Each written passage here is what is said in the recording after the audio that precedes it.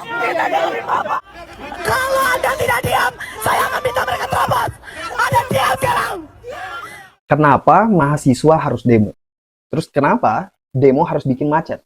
Bakar ban, chaos dengan aparat, begitu aja terus. Jadi kayak bikin jengkel warga. Satu nih ya, benar kalau mahasiswa itu yang nggak harus demo. Tapi juga harus dipahami kalau demo itu bukan sekedar menyampaikan tuntutan atau aspirasi. Karena ini tuh asap, jadi bukan apinya. Jadi dibalik cara menyampaikan aspirasi dengan turun ke jalan, itu ada sebab.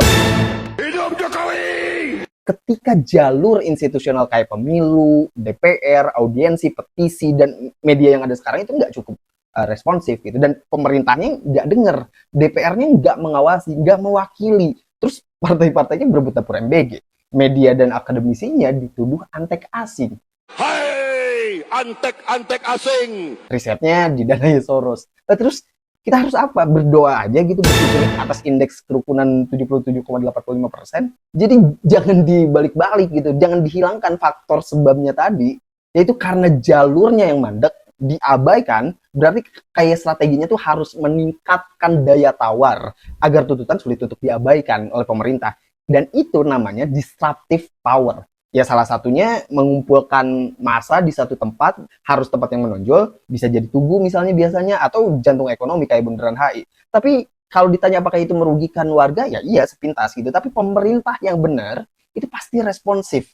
Dan sebelum eskalasinya meningkat, ya bikin conference, atau ya ajak dialog gitu. Idealnya begitu, tanpa harus chaos, ataupun ada penangkapan sana-sini. Nah, masalahnya sekarang nih, realitanya gimana?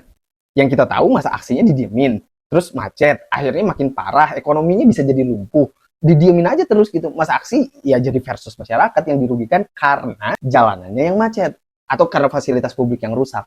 Terus akhirnya narasinya tuh cuman kayak ada dua, antara mendukung hak berpendapat mahasiswa atau mendukung polisi menertibkan massa. Lah, masalah utamanya tuh bukan itu gitu, tapi ada jalur aspirasi yang sejak awal mandek. Jadi jangan tutup, buka dong gitu, dialog. Jelaskan kalau semisal tuntutan itu keliru, kasih paham mahasiswa. Kalau perlu ya kuliahin mereka. Giliran demo dukung kebijakan, aman-aman aja, kasih lewat. Lah kok bisa?